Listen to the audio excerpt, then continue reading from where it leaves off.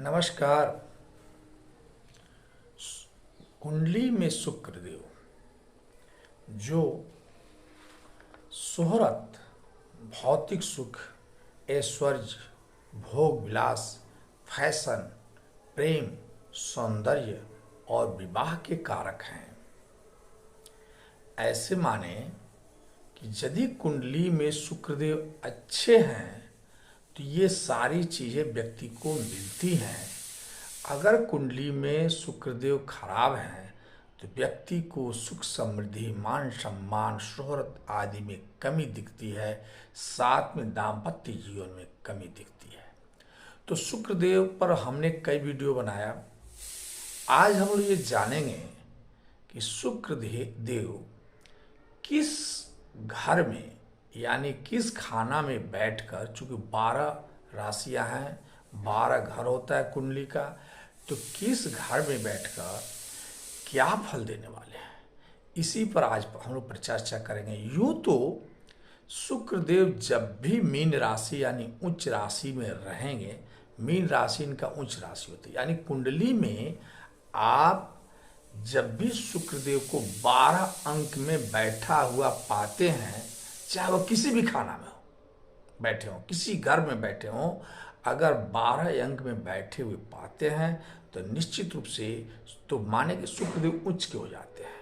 तो ये माने कि ऐसा व्यक्ति की दाम्पत्य जीवन बेहतरीन चलता होगा, भोग विलास की कमी उसके पास नहीं होगी, ऐश्वर्य की कमी नहीं होगी, शोहरत और फैशन के क्षेत्रों में वो आगे बढ़ने का प्रयास करता होगा, कभी या आर्ट से संबंधित उसकी जो है प्रयास होती होगी।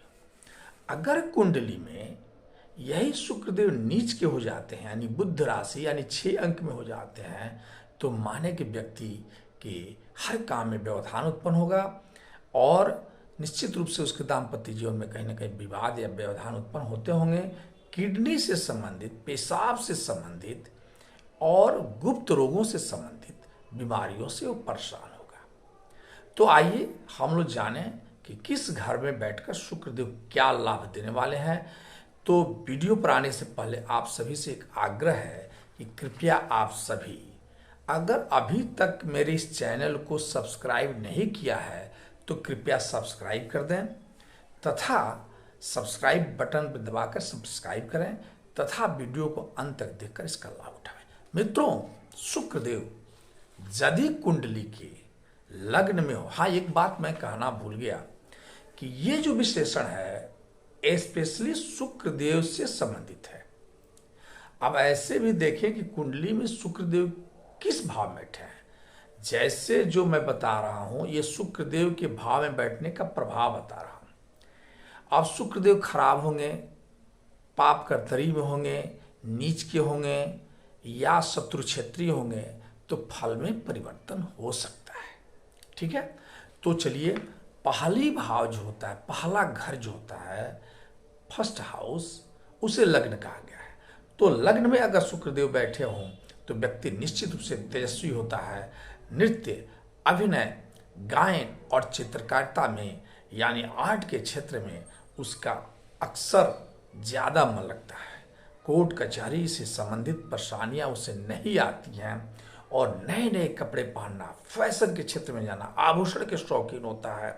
साथ में हर क्षेत्र में जो उसे मान सम्मान दिलाना वाला होता है या ये कहा जाए कि वो व्यक्ति की शारीरिक सुख में वृद्धि करने वाला होता है, ये हर क्षेत्र में वह सफल होता है, निरोगी होता है और जीवन उसका सुखमय होता है। अगर कुंडली में शुक्रदेव दूसरे घर में बैठे हों तो निश्चित रूप से दूसरा घर वाणी का होता है, तो व्यक्ति मृदुभाषी होगा, कुटुंब का होता है, यानी अपने परिवार के सदस्यों के साथ या पड़ोसी के सदस्यों के साथ उसका संबंध अच्छा होता है। ये कहा जाए कि शुक्रदेव जो है यहाँ बैठ करके, चूंकि धन का भी घर है यह, तो धन की प्राप्ति कराता है, बुद्धिमान बनाता है, मृदुभाषी बनाता है और ये कहा जाए कि व्यक्ति मिलनसार होता है। और जहाँ तक बात है पुण्य प्रभाव को मानने वाला होता है, यशस्वी होता है, वाहनों के क्षेत्र में इसके काफी शौकीन होता है व्यक्ति। यानी यह व्यक्ति वाहन को रखने का शौकीन तो होता ही है, परिवार की हर जरूरत कामों को पूरा करने वाला होता है। अगर कुंडली में शुक्रदेव तीसरे घर में बैठे हैं, जो पराक्रम का घर माना गया है, तो यहां अगर शुक्रदेव बैठे हैं तो व्यक्ति बड़ा व्यापारी बनता है। उसके कारोबार घर से नहीं बल्कि विदेशों तक फैलने वाली होती है। लेकिन यह व्यक्ति आलसी और कृपण भी होता है, इसमें दो मत नहीं होता है। यात्रा का शौकीन होता है क्योंकि वो कारोबार विदेशों में फैलाना चाहता है, धनवान होता है, सोशल मीडिया से भी धन कमाने वाला व्यक्ति होता है। और यूं कहें कि वैवाहिक जीवन में थोड़ी सी इसकी परेशानियां आती हैं, यानी शुक्रदेव जब तीसरे घर में बैठे हों हाउस, तो निश्चित रूप से ऐसा व्यक्ति वैवाहिक जीवन में परेशानी इसकी होती है। कारण ये होता है कि यह दाम्पत्य जीवन को ध्यान में न रखते हुए कारोबार को ज्यादा ध्यान में रखता है। अगर शुक्रदेव, एक चीज और मैं बता दूं कि शुक्रदेव तीसरे घर में बैठ करके एक चीज और कराते हैं। ऐसे व्यक्ति अगर अपनी पत्नी से ज्यादा किसी अन्य स्त्रियों से संबंध रखता है तो वह पत्नी से हमेशा भयभीत रहता है। पत्नी के हर काम को उसको सुख माने खुश करने के लिए उसके हर काम को करने वाले, उसके आगे पीछे दौड़ने वाला होता है। अगर तीसरे भाव में शुक्रदेव स्थापित हैं तो ऐसे व्यक्ति को पत्नी के अलावा अन्य स्त्रियों से संबंध नहीं रखना चाहिए, और नहीं रखते हैं तब ये पत्नी को बहुत महत्व नहीं देते हैं। शुक्रदेव अगर चौथे भाव में बैठे हों तब तो ये मानिए ऐसा व्यक्ति, चूंकि चौथा अगर शुक्र का घर होता है, माता का घर होता है, तब माता का प्रिय होता है व्यक्ति, भावुक होता है, कल्पनाशील होता है, और एक आया धर्म कार्य को करने वाला होता है, लंबे समय तक जीने वाला व्यक्ति होता है। जीवन साथी के साथ इसका अच्छा समय व्यतीत होता है, और ये कहा जाए कि अपने घर के व्यवसाय को अपने भाई और बहनों के सहयोग के साथ यह दूर तक फैलाने वाला होता है। यह और बुद्धिमान तो होता है, धनवान, माता पिता के साथ सेवा, माता पिता का सेवा करने वाला व्यक्ति होता है, तो परोपकारी स्वभाव का चूंकि होता है इसलिए अपने माता पिता का सेवा तो करेगा ही।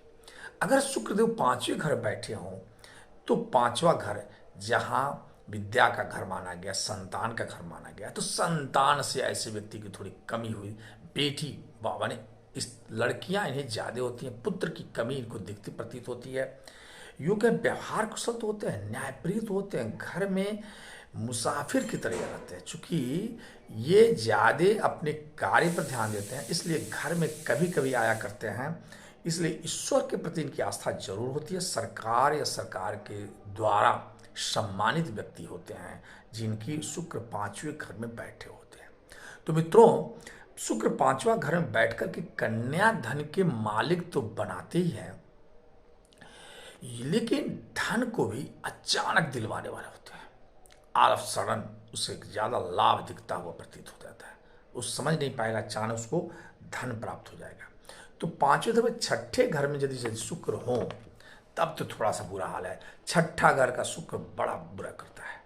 ये समझे कि छठे घर में व्यक्ति गुप्त रोगों से, गुप्त परेशानियों से हमेशा परेशान रहता है।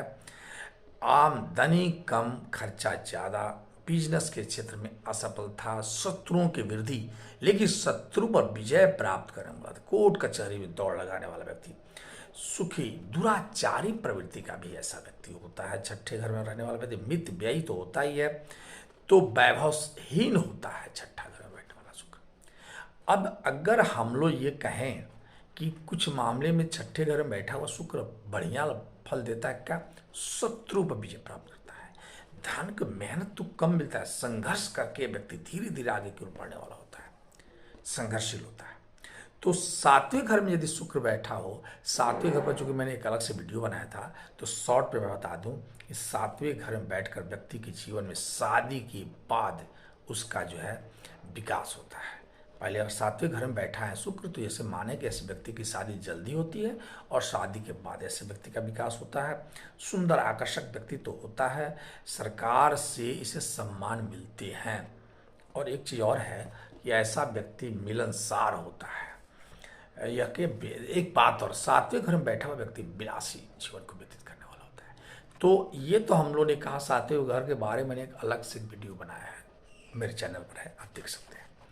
8वें घर में यदि शुक्र है तो अच्छा नहीं माना गया है। ऐसा व्यक्ति देखने में सुंदर, आकर्षक तो होता है, लेकिन क्रोधी होता है, निर्दयी होता है, और ऐसे कहें कि अपने जीवन साथी के साथ भी इससे समस्या बनी, माने इसके कुंडली में, जिनकी कुंडली में 8वें घर में शुक्र बैठे हैं, ऐसा व्यक्ति की जीवन साथी या संतान में किसके चलते स्वास्थ्य में उनकी कमी दिखती प्रतीत हुई, या उनके संबंधों से भी परेशानी होती है, क्योंकि यह व्यक्ति जो 8वें घर में होता है वो चिड़चिड़ा टाइप का होता है। तो ऐसे माने कि पत्नी से हमेशा खटपट बनी। अच्छा, इनकी पत्नी भी क्रोधी होती है। 8वें घर में जिनके शनि शुक्र बैठे हों, उनकी पत्नियां अक्सर क्रोधी पाई जाती है। यद्यपि मेहनती होती है, परिश्रमी होती है, लेकिन वो अपने प्रशंसक होती है, इसलिए इनके साथ परेशानियां होती है। विदेश की यात्रा में, माने बाहर यात्रा करने में अपने को कर्ज में भी चले जाते हैं। सदाचारी तो जरूर होते हैं, व्यवहार कुशल भी होते हैं, लेकिन चिड़चिड़ा और क्रोधी के चलते इनकी व्यवहार को गिनती नहीं की जाती है। 9वें घर में यदि शुक्र बैठे हों तो व्यक्ति बलशाली, पराक्रमी, परोपकारी तो होता है, लेकिन ये कह सकते हैं कि चूंकि धर्म का कार्य तो धर्म का प्रति तो उसकी रुचि ज़्यादा होगी, परोपकारी भी होता है। लेकिन ये कहें कि ऐसा व्यक्ति खेल कूद से सफलताओं को पाने वाला होता है, और थोड़ी सी परेशानियां इन्हें होती हैं कि इन्हें पिता से संबंध अच्छे नहीं रहते हैं। माने विरोधभाषी इनका स्वभाव होता है पिता से, तो पिता से अनबन के चलते पैतृक संपत्ति में थोड़ी सी कमी दिखती पड़ती होती है। जहाँ तक 10वें भाव का शुक्र व्यक्ति को आकर्षक बनाता है, शांत व्यवहार को बनाता है, लेकिन एक तरह से का ये भीरू व्यक्ति बनाता है, डरपोक टाइप का। ये विवाद से हमेशा दूर रहने वाले होते हैं, दूर से ही मामले को खत्म करना चाहते हैं। पूजा पाठ, दान पुण्य में इनकी रुचि ज़्यादा होती है। जिनकी घर में 10वें घर में जो बैठे हैं व्यक्ति, ऐसा व्यक्ति परोपकारी, अपने हित को छोड़कर दूसरों की कल्याण को भी करने वाले ऐसे व्यक्ति होते हैं। विवाह के बाद इनकी भाग्योदय होती है, धन की कमी इनके जीवन में कभी नहीं दिखती है। 11वें घर का शुक्र आकर्षक और निरोगी बनाता है, सामाजिक कार्यों में रुचि बनाता है, वाक्पटु व्यक्ति होता है, वाणी उसकी गजब की होती है, काफी प्रसिद्धि प्राप्त दिलाने वाले शुक्र होते हैं। 11वें घर के शुक्र समृद्ध प्राप्त होते हैं। तो 11वें घर के शुक्र तो आपके बेहतरीन होते हैं। 12वें घर के शुक्र के भी बहुत अच्छे माने गए हैं। यद्यपि अन्य ग्रहों की माने तो 12वां घर खराब होता है, शुक्र की 12वां घर बहुत अच्छी होती है। जिनके घर में, जिनकी कुंडली में 12वें घर में व्यक्ति शुक्र हो, जिसकी कुंडली में, वो तेजस्वी, वैभव प्राप्त, सुख सुविधा को प्राप्त करने वाला, और ये कहा जाए सुख सुविधा पर खर्च करने वाला। तो आमदनी की कमी होती नहीं है, सुख सुविधा पर खर्च, वैभवशाली होता है, भोगी व्यक्ति होते हैं। तो भोगी व्यक्ति, अभी की कमी होती है कि यह भोगी होने के चलते पर स्त्रीगामी होते हैं। ऐसे व्यक्ति पर स्त्रीगामी होते हैं, हर क्षेत्र में इन्हें सफलताएं मिलती है, नेतृत्व करने की क्षमता होती है। 12वें घर के शुक्र है, तो ऐसे माने सब मिला करके। हाँ, एक बात है, अब तो 12वें घर के शुक्र अगर अच्छे हैं तो व्यक्ति के जीवन में अकेला शुक्र कुंडली में अगर 12वें घर में बैठा है और बढ़िया स्थिति में आए, तो वो व्यक्ति के जीवन को ऊंचाई तक ले जाना वाला होता है। मित्रों, शुक्र यदि कुंडली में, आपकी कुंडली नहीं है, तब कैसे जाने कि शुक्र अच्छे हैं? तो आपको अचानक लाभ मिल जाता है किसी कार्य से, किसी काम में व्यवधान उत्पन्न नहीं होता है, तो निश्चित माने कि शुक्र आपके अच्छे हैं।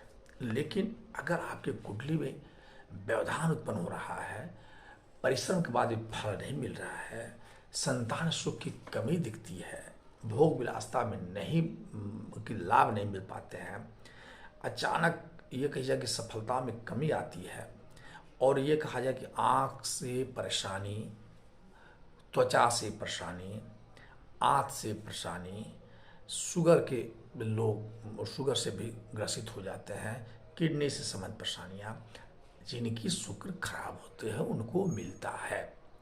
तो अगर कुंडली में शुक्र खराब है तो कुंडली में शुक्र की पोजीशन को देखेंगे, और देखने के बाद एक सुंदर हीरा या ओपल धारण कर सकते हैं। यदि आपके पास शुक्र की पोजीशन नहीं जान पाते हैं तो आप महालक्ष्मी की पूजन करके भी शुक्र को अच्छा स्थिति में ला सकते हैं।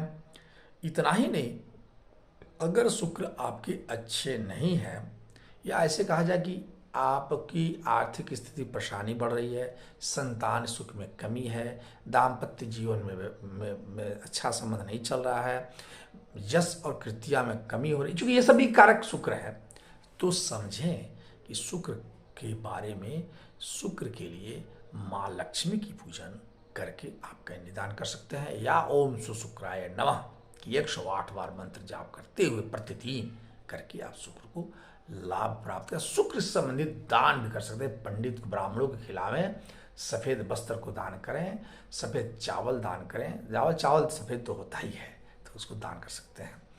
तो फिर मिलते हैं नेक्स्ट वीडियो में, तब तक के लिए नमस्कार।